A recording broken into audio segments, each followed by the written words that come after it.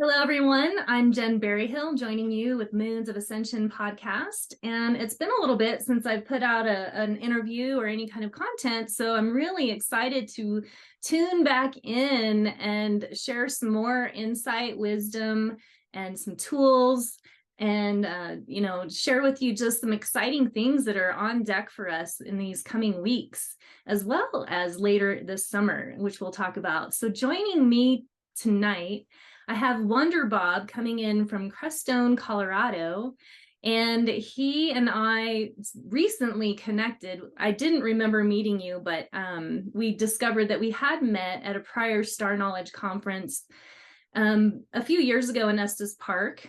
And so we have a little bit of a starry connection, and he was sharing some information that really caught my attention that I thought we should bring out and make more bring more attention to it. So he's here joining me tonight. I'm really excited to hear more about his journey and his spiritual awakening and the tools and things that he's working with to help humanity in this great window of ascension. And then we're going to dive in and talk about what's on deck, and then share with you some exciting news about what's happening later this summer. So Wonder Bob, thank you so much for joining me. Go ahead and just tell us more about who you are and how you've gotten to this point in time. Yeah, thanks so much for having me. It's a pleasure to be here, and I just want to just acknowledge the work and the connection and the service that you've done for some of our spiritual friends, and I really see that you're a woman of service, and I just want to express my gratitude for who you are and what you've been up to. And I know you've been really working hard, for a lot of people. So I'm excited, that you're in your own creative space, and so I'm happy to support you, on that journey. So thank you, thank you, thank you, thank you, thank you, thank you. How's that? Thank you. So. Yeah, so I was born and raised in Colorado, and I grew up in the construction business. I'm an ancient builder, and put myself through engineering school, and did the whole 3D life. Got married, income, property, all of the stuff that we were doing, and I was always a spiritual seeker, but things just weren't, I wasn't accessing and getting what I really wanted to get. And I just in searching and meditating and doing all of the work and study, it's like, what's it going to take for me to really get online? What's it going to take for me to really become conscious and really be able to operate at these higher levels, like the ancient masters have, or the gurus or the teachers? Is like, what's it going to take? And I got this resounding everything, absolutely everything. So I surrendered, and I said, okay. So I sold all my possessions, and I put all of my resources and everything into a quest of consciousness, put on my backpack, and so I had no responsibility. And I just said, the universe, have your way with me. Show me, it's like, I'm yours. And so how the universe operates is through synchronicities. And if you can, surf the synchronicity, you can track and know which steps to take. And there'll be those aha moments that we have that will know that this is, yes, this is correct. This is what we are to do in this particular moment. So that's what I did. So that led me to living in Southeast Asia, mostly for about 4 years. And I got invited to teach English in Vietnam, and then I was hiking in the Himalayas, up in Ladakh, northern India. I was traveling through many different countries and exploring and studying many different cultures and aspects of spirituality. And I was just learning, voraciously studying. And it was so cool, because I had no agenda, had no time, had no commitments, except for being in full service to my expansion of consciousness. And boy, did it really work. So it was really super cool. So after all of that, occurred for about 4 years, I really wanted to live in a spiritual community. So I found Crestone, Colorado. And that's like one of the places where heaven and earth touch, where we've got some of these high vibrational places like a Mount Shasta or Sedona, Arizona. So Crestone, Colorado is the Tibet of America. There's more Buddhist stuff going on here than any other place that I know of, besides, let's say, Tibet or Bhutan. So I immersed myself into just going within, and so I set up a tiny little 12-foot diameter yurt. No running water, no electricity. I didn't even have cell phone signal, no EMF, anything. And I meditated, for 10 years on the edge of this wilderness, and just allowed the earth to have its way with me, nature to have its way with me, and the cosmos to have its way with me. And through that process, I was, reassembled and remade and healed, and the programs overlaid upon humanity were dissolved, and I got to an authentic being.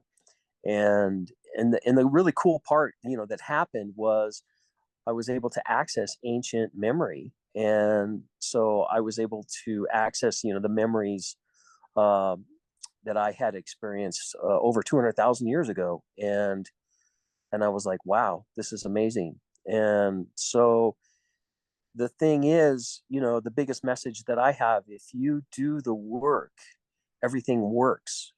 It's if you're able to invest, your energy into reclaiming your higher vibratory self, it actually works. You can do this. Everybody can do it. And it took me, 14 years of intense practice to pull it off. But I discovered a lot of shortcuts along the way. And so that's what I share, and that's what I help people with. And also, there's also a reconnective grid. Let's say, like, just imagine that your brain is like a synapse, and there's like these different nodes, and there's different connections between the nodes. That works in our brain. It works in our energetic field, our Merkaba field, and it also works on the planet, and it also works in the galaxy. So we have the ability to place ourselves in sacred locations and raise our vibration, connect to the Shakti that's emerging out of the earth in these locations, and clear and cleanse and purify the space and reestablish the connections, and literally heal the trauma that the earth has taken on, that our bodies have taken on, and the unseen, trauma that sometimes we're not aware of. We have the ability and the capacity to do this.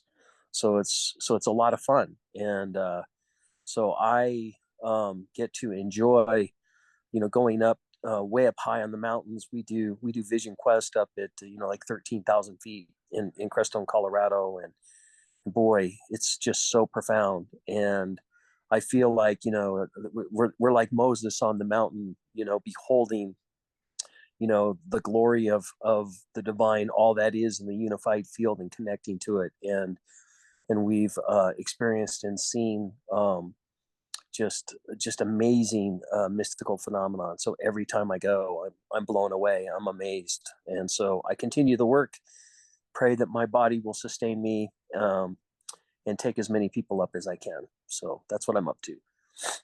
Wow. So I see why it's Wonder Bob, because that's a pretty powerful journey, and just the wonder in that is pretty amazing and inspiring. So a couple things. I just kind of wanted to go back a little bit in time, in that point in time when you were kind of having your 3D experience as the engineer, and realizing, okay, I really want to make a bigger difference in the world. What is it going to take?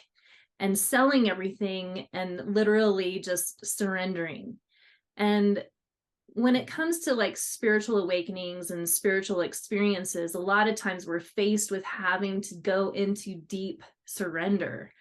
So can you reflect on that part of your life when you realized I've got to do this and I'm going to sell everything and just go? Like, what was your experience? How did that feel for you? Well, I'm a very stubborn person, and when I get motivated and I'm on task and on mission, I'm really dedicated, for that. And my cosmic 2x4 was, 6 people in my family died over 2 years, and my wife at the time translated the grief and the sadness that I was experiencing into our relationship, and then she unraveled it. And and she was my twin flame. I mean, she was the love of many, many, many lifetimes, and it was very painful. So my whole life just sort of unraveled. And then you go through divorce, and you split up property, and you're running your business, and you're trying to reinvent yourself. And I'm just watching piles of paperwork just grow and grow and grow in my office, and I'm just watching myself being buried within this system. And I'm going like, I've got to do something different. I've got to make a change. And so that was the motivation, was life being turned upside down. And the other thing that happens is I received a fragmented walk-in. And so there's a walk-in is when a soul that's incarnating the body will say, hey, I don't want to, this isn't working out the way I wanted to work out. I'm going to tap out. Does somebody else want to take over the body? And that can be a full on walk in, an instantaneous walk in. And that's when somebody, loses their memories because their soul is gone. And then the new soul has to be retrained by the body so it can function as a human being in embodiment. The second type is a transitional walk-in, where the new soul and the existing soul share the body for a while. It's like a training program, a mentorship, and then the old soul leaves and the new soul takes over. Then the third way is called a fragmented walk-in. A fragmented walk-in is when one soul will fragment itself, let's say, into 5 parts, and it will make a contribution to existing souls to kind of give them an upgrade, in their consciousness. And it had happened to me when I was very young, maybe 6 years old, which I didn't really realize that's what was happening at the time. And then it also happened, I think it was in 1991. I had a rock climbing accident, and I pulled off a 400-pound rock, and it crushed my body, and I went into shock, and it was crazy, bleeding all over the place. And I survived, but that was a fragmented walk-in experience. And then my entire life changed, and my priorities changed, and it was like, okay, it's time to get busy and fulfill my destiny. And that became my priority. My priorities changed. I can see why. Yeah. Can you tell us some of the memories that you recall from these ancient civilization times? Like, what were some of the profound remembrances that you encountered when you were doing your deep meditations? Well, there's the soul will go back to memories to clear trauma. And that's usually the bunny trail that we follow. So let's say I have, throat issues, or I'm having difficulty breathing or something like that. Or, and then, if I track that trauma back to the original lifetime, and this is how we heal out trauma, as we go to the point of creation, which is the original lifetime that we received the trauma.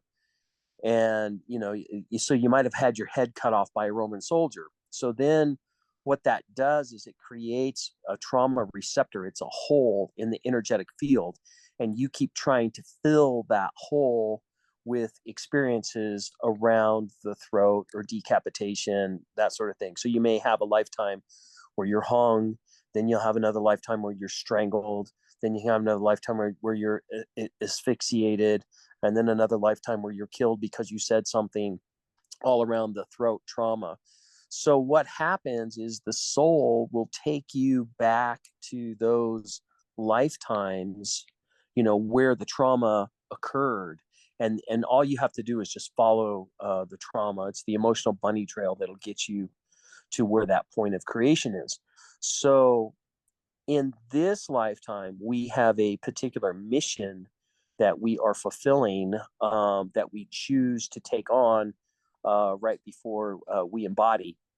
And we know what the mission is, or it can be discovered for this particular lifetime. And then we have another mission, the greater mission, that includes all of our lifetimes.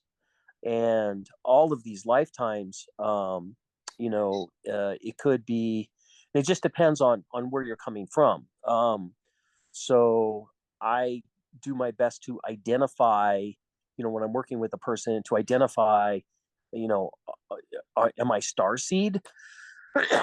Did I come from the stars?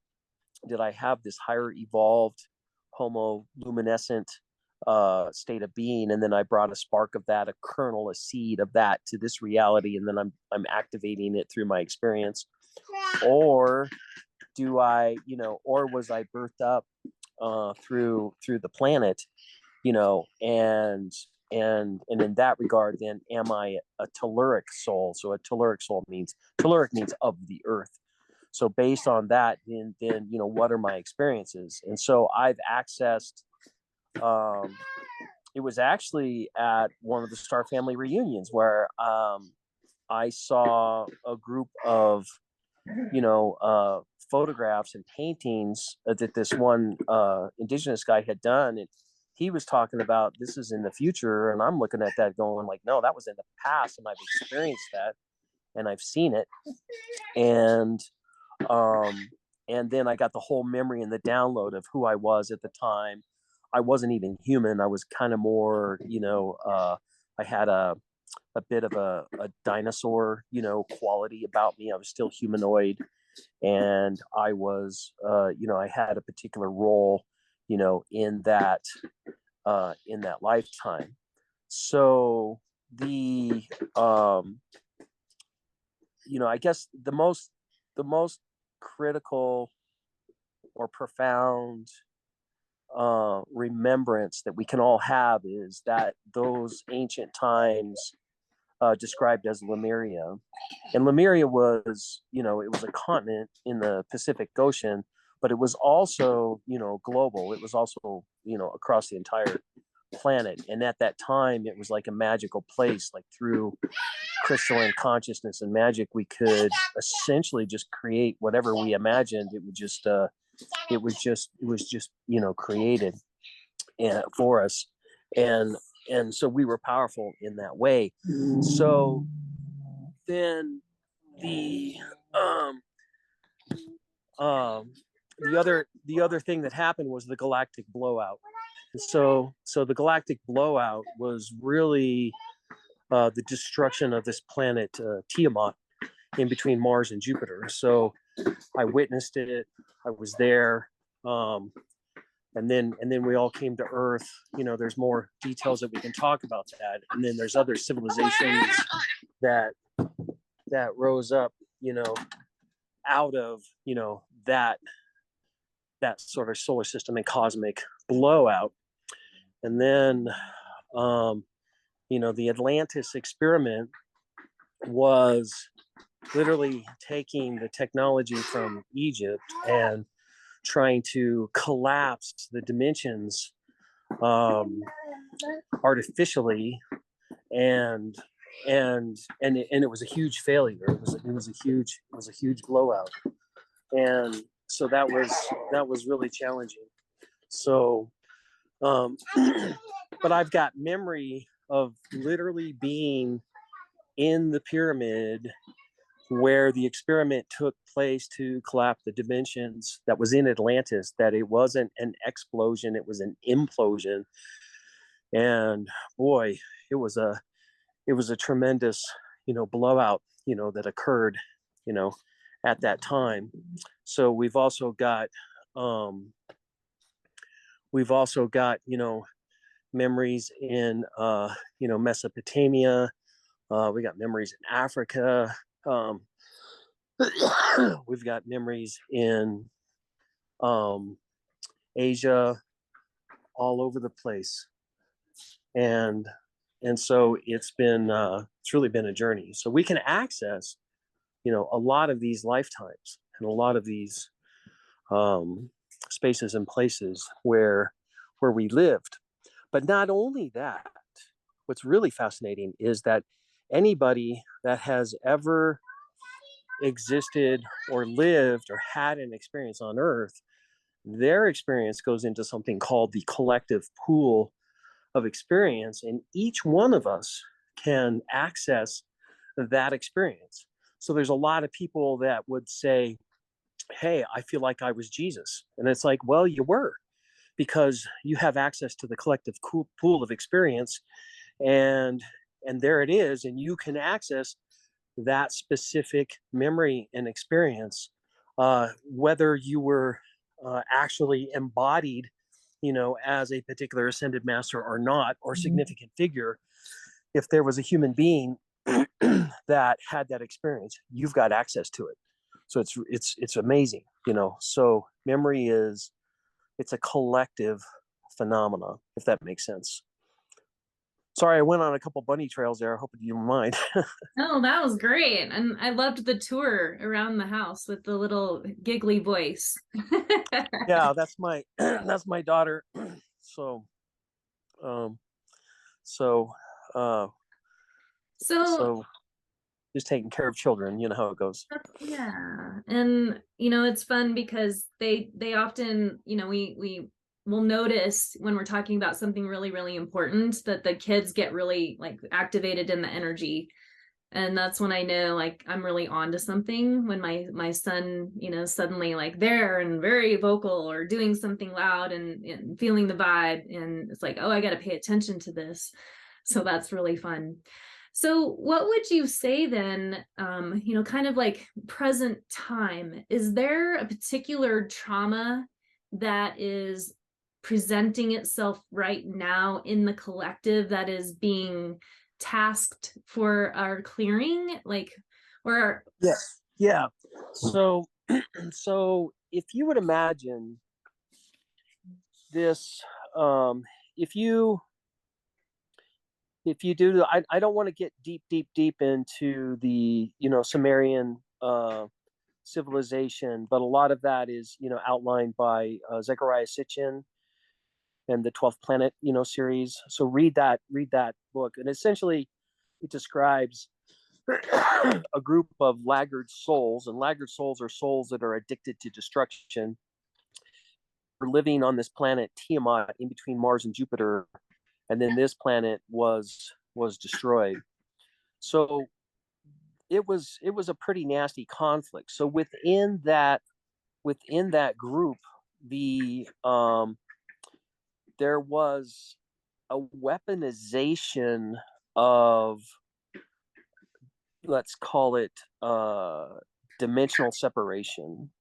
So for example, you're a multi-dimensional being. Let's assume that you've got access to 13 dimensions. Once you get through the 13 dimensions, there's a bunch of other dimensions, but for the sake of our reality, 13th dimensional being an angelic being. And we're existing in all of those dimensions, 1 through 13.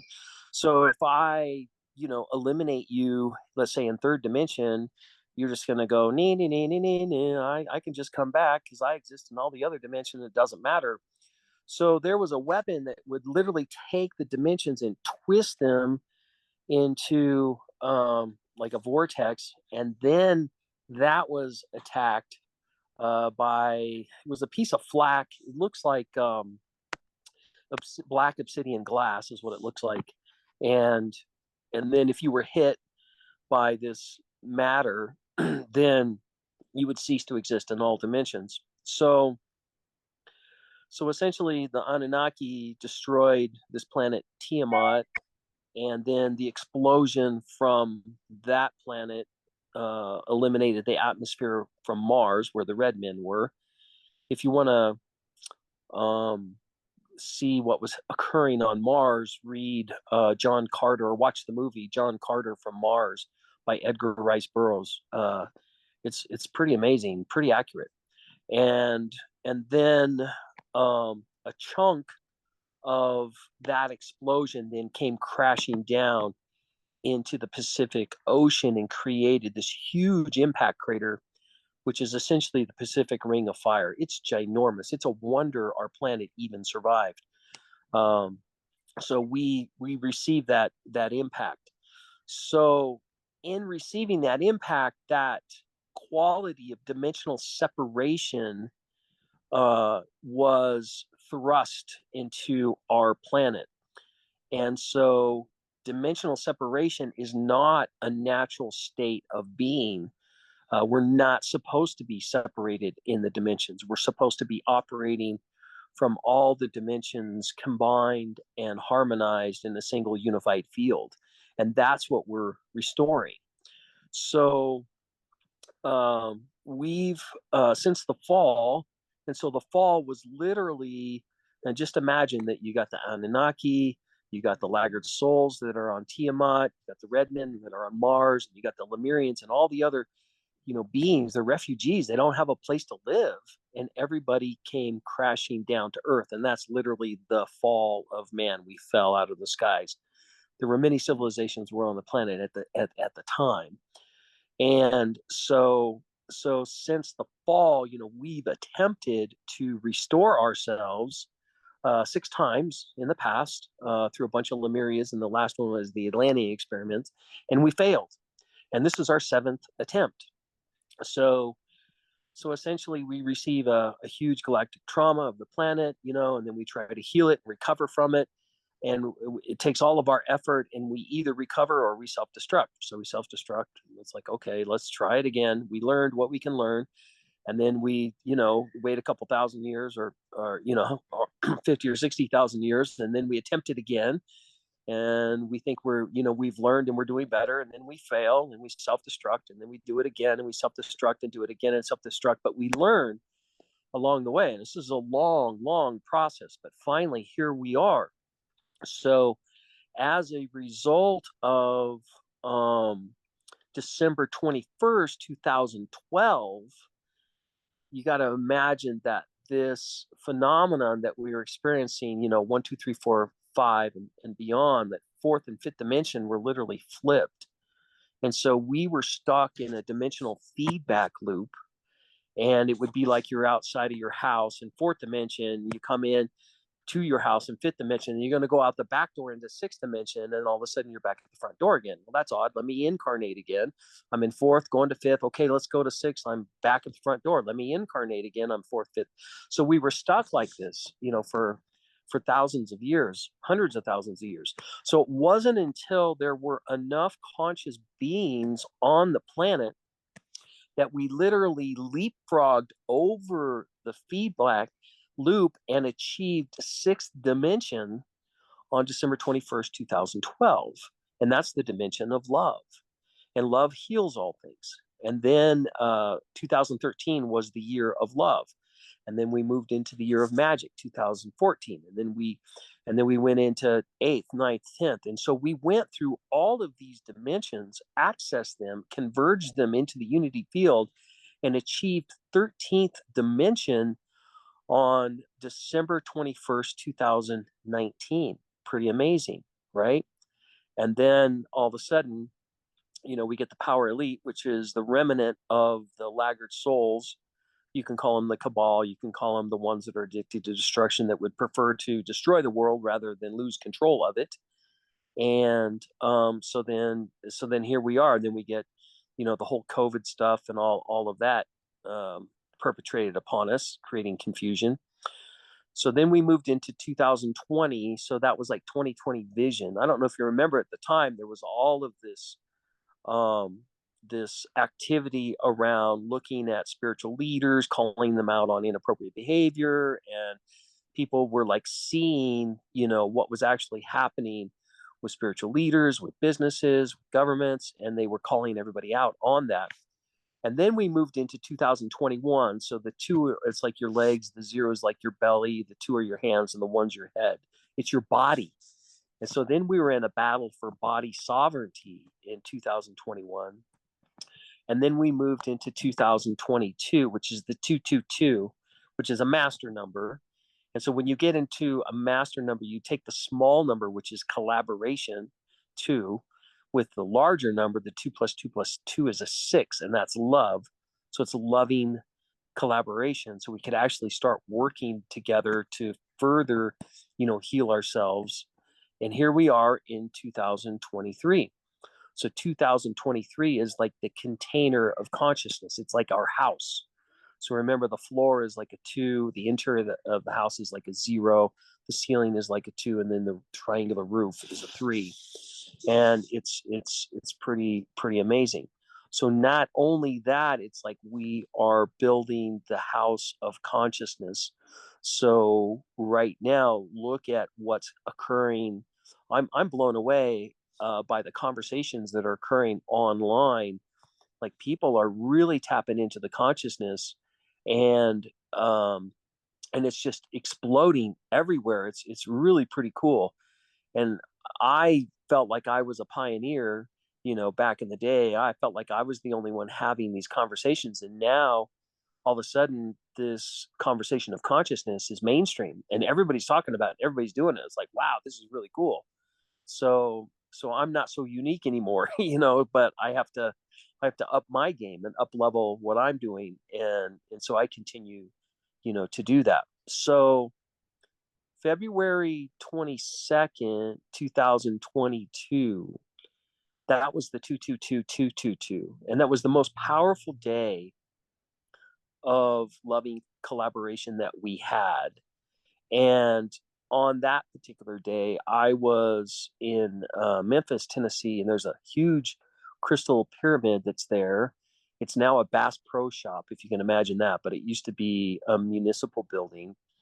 And it's on a ley line that connects the Pilot Mountain node, which is this huge circle that emanates from Pilot Mountain, North Carolina, and then also connects the Grand Teton node, which is a 620-mile radius node up in Wyoming. So those two were connected. It was like east and west were coming together and being connected. Atlantean and Lemurian were being connected.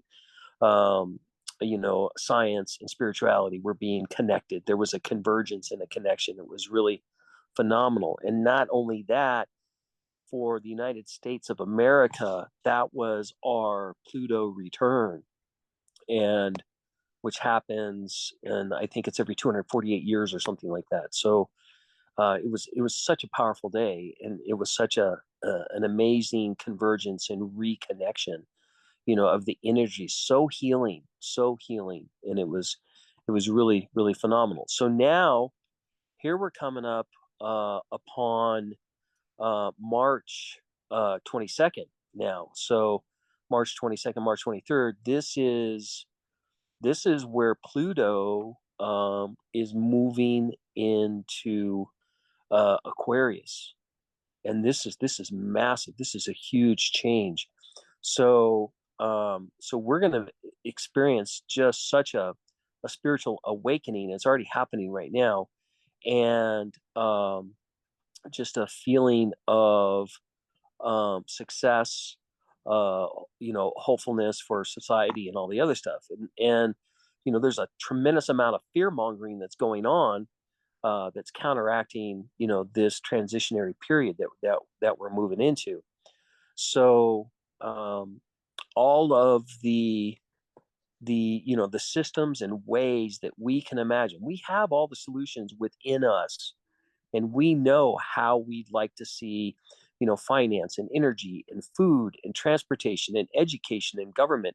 We know how we want to do that.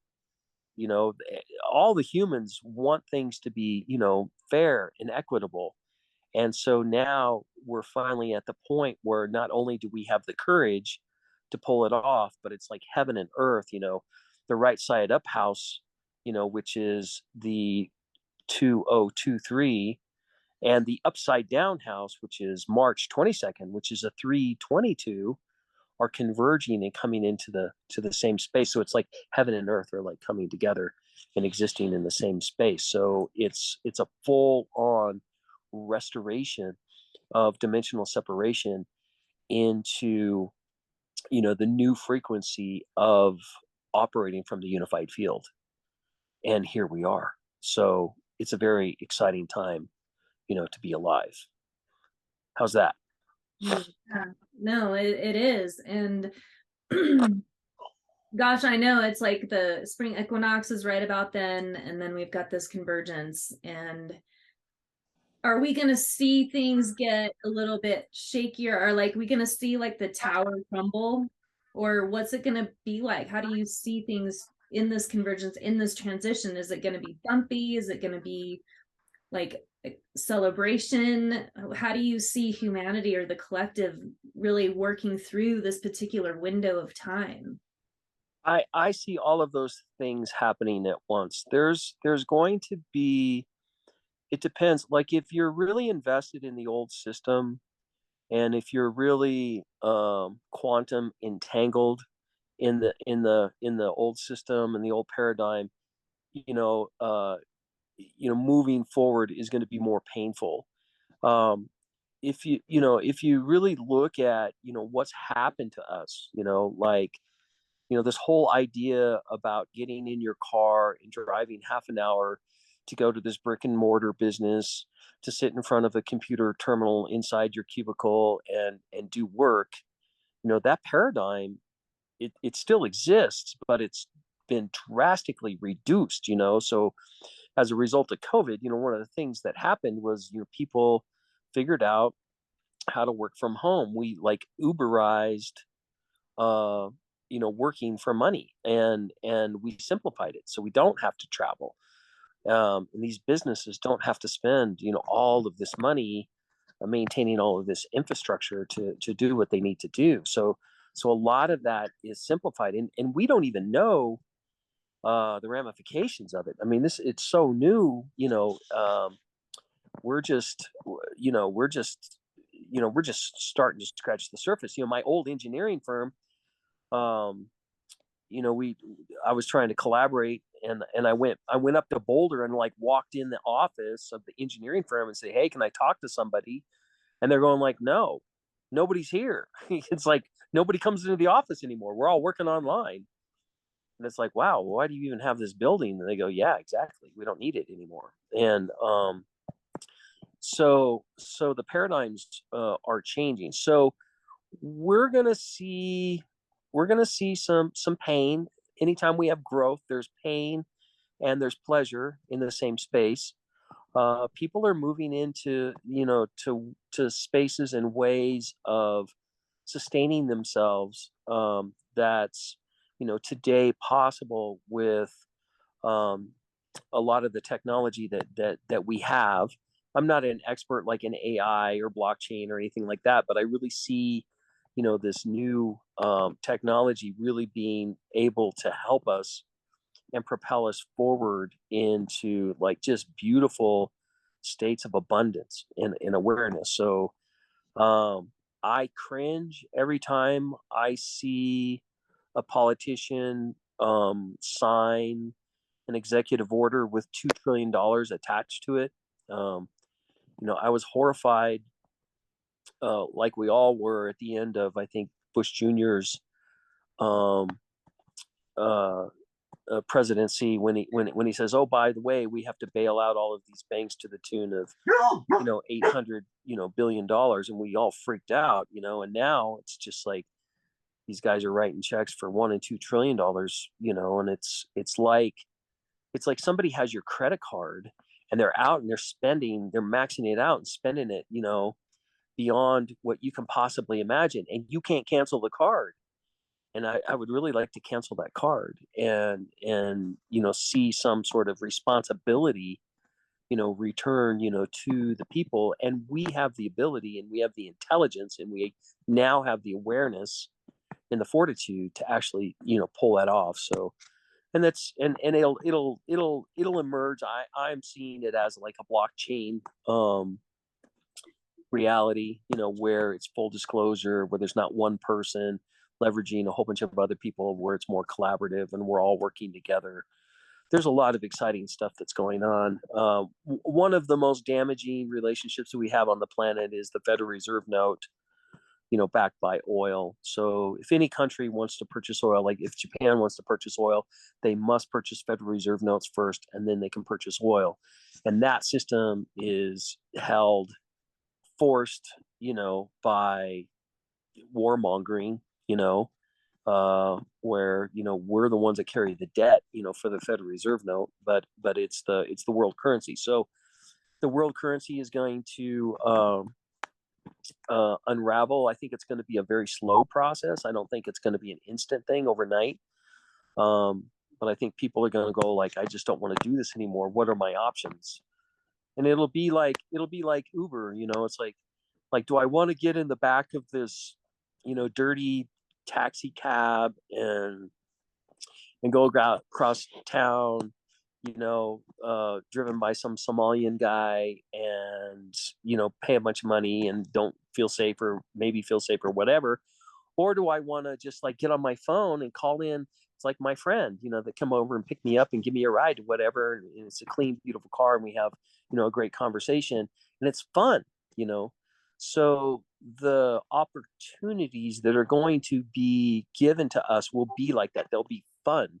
And it's like, wow, we can make a lot more money doing this, or this is a lot easier, or this is way more entertaining. And those choices are going to be made in that way. So I don't perceive that there's going to be some big, destruction or big painful thing, that's going to happen, like a civil war or something like that.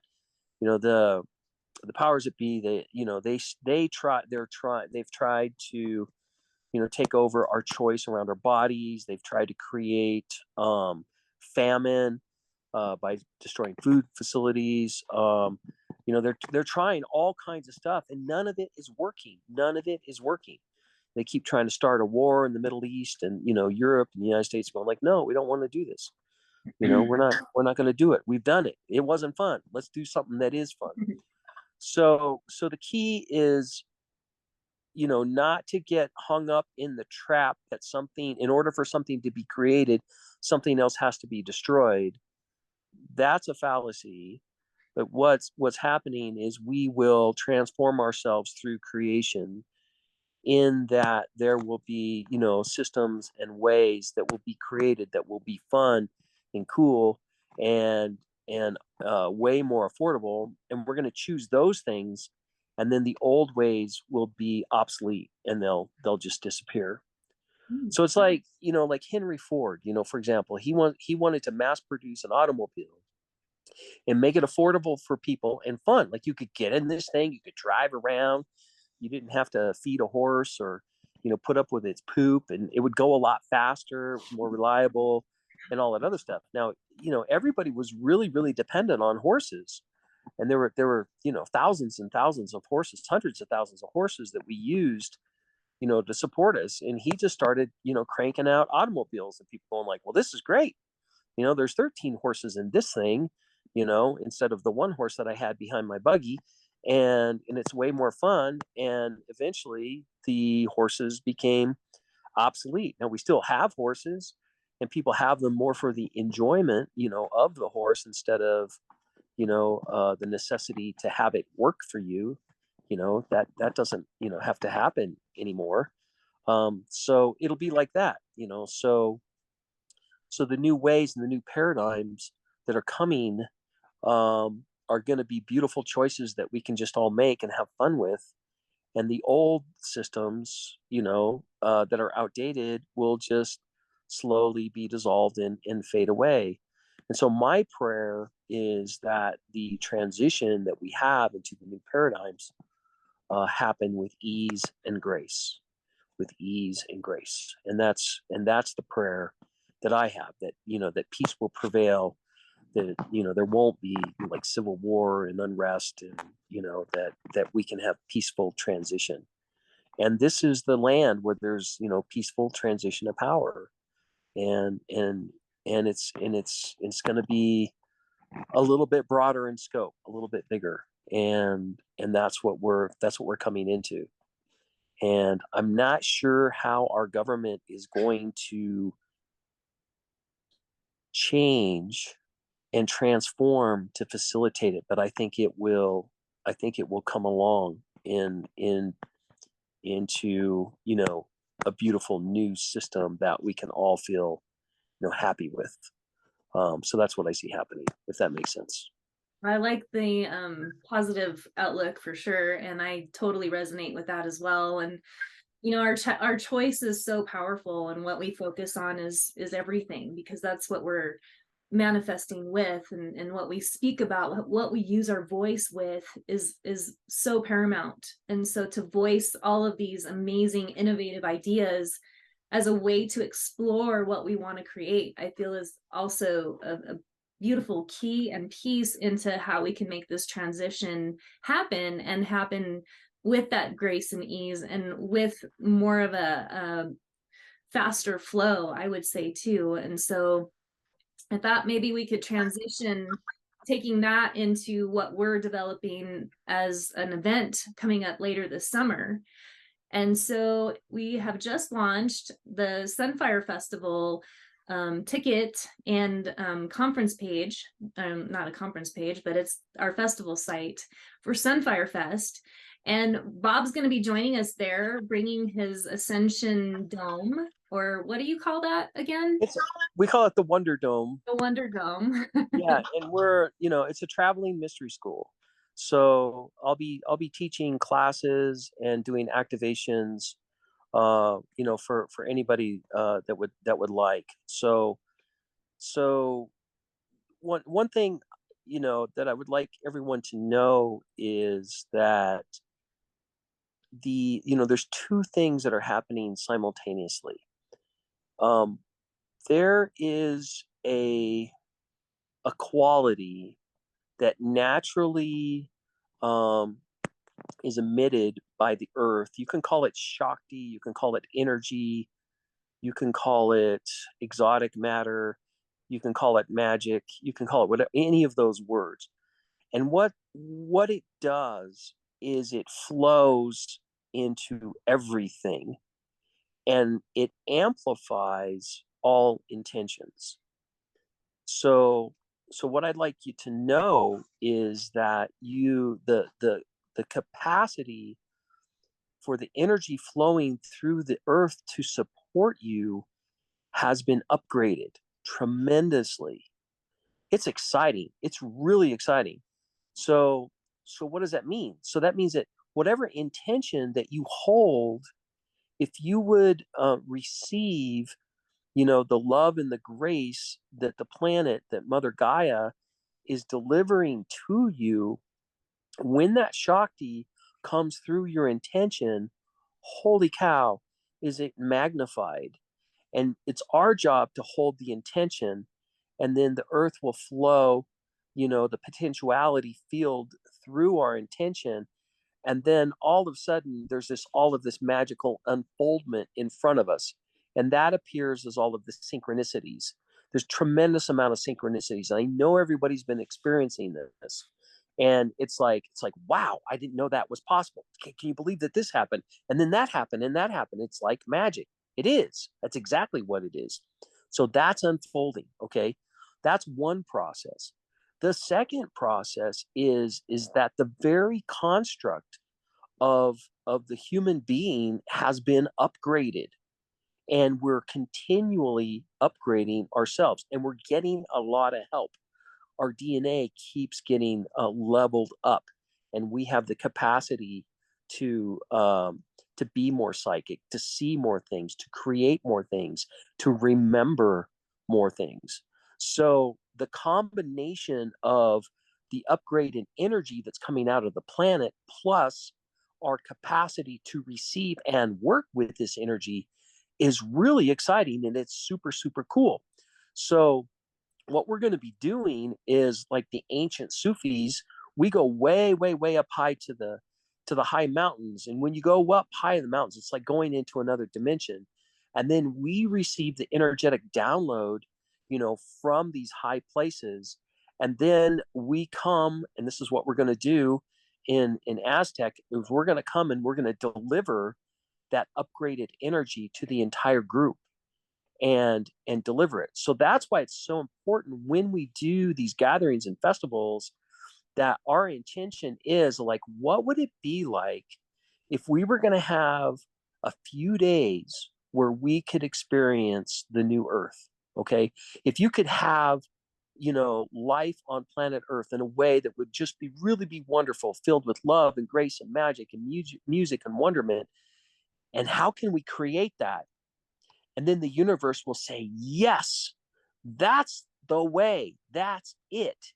And we're going to flow as much as we can through it. And when we all collectively come together, 1 + 1 isn't 2, 1 + 1 is more like 3 or 4 or 5. This is a synergy that's created when we all, come together in intention, and it creates a super high frequency. The highest vibration that we can create as humans on the planet is celebration and coming together, and having a celebration and learning and helping each other just move into greater spaces and places.